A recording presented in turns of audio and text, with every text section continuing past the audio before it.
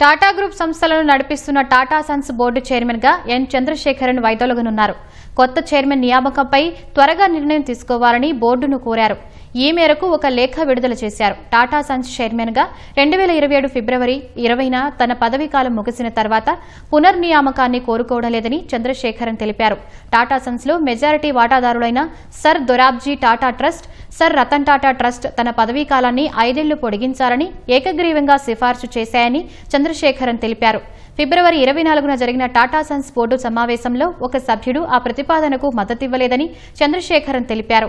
ఏకగ్రీవ మద్దతు లేని కారణంగా ఆ నిర్ణయాన్ని వాయిదా వేయాలని కోరినట్లు చెప్పారు. గత 6 నెలల్లో సమస్యకు పరిష్కారం లభించలేదని చంద్రశేఖరన్ చెప్పారు.